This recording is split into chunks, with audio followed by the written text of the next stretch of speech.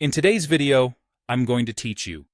Today I'll show you how to format data as miles per minute in Google Sheets on desktop. If you're tracking pace, logging workout data, or simply want your numbers to clearly show min, this quick formatting trick will make your sheet easier to read without changing your actual calculations.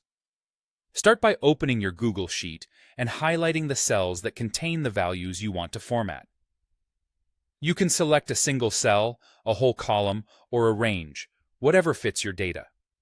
It's a good idea to make sure these cells contain numeric values, since formatting works best when Sheets recognizes the data as numbers. Next, go to the top menu and click Format. From there, hover over Number, then choose Custom Number Format. This opens a small window where you can tell Google Sheets exactly how to display your numbers. In the Custom Number Format box, type 0.00 min.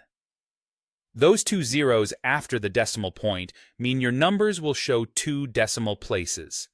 The text in quotes is the unit label you want to appear next to every value. The quotation marks are important. They tell Sheets to display that text literally rather than treating it like part of the number. If you prefer fewer or more decimals, you can adjust the format.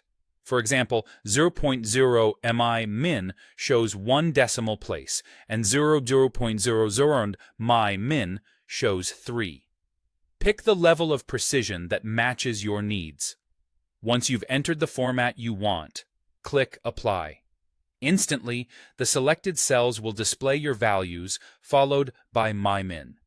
For example, a value like 7.5 becomes 7.50 min if you used two decimals. A quick tip: this change is just about how the numbers look, not how they behave. Your underlying values remain numeric, so formulas, sorting, and charts will still work the same way. If you edit a cell and type a new number, the unit will appear automatically because the custom format stays attached to those cells. Negative values will show a minus sign in front of the number and still include the unit label, which keeps things consistent.